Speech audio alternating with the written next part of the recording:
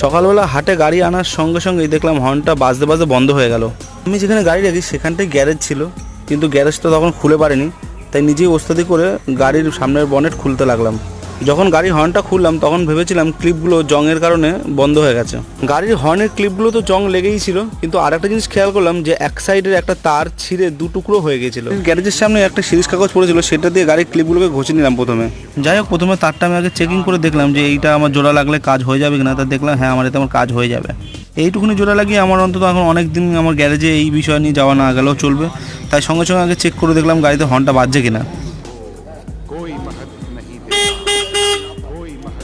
Horn যখন বাজছে দেখে একটু রেস্ট নিয়ে নিলাম। রেস্ট নেওয়ার পরেই আবার গাড়ি ছেড়ে বাড়ির উদ্দেশ্যে রওনা দিলাম। হাটের থেকে আস্তে আস্তে রাস্তার মাঝখানে একটু রেস্ট নিয়ে নিলাম টিফিন করার জন্য। আজ দুপুর 1টার মধ্যেই মাল খালি করে বাড়ি ফিরে গেছিলাম, কেন আজকে রাস্তা অনেক ফাঁকা ছিল। ভিডিওটিতে লাইক, কমেন্ট, শেয়ার করে আমার পাশে থেকো।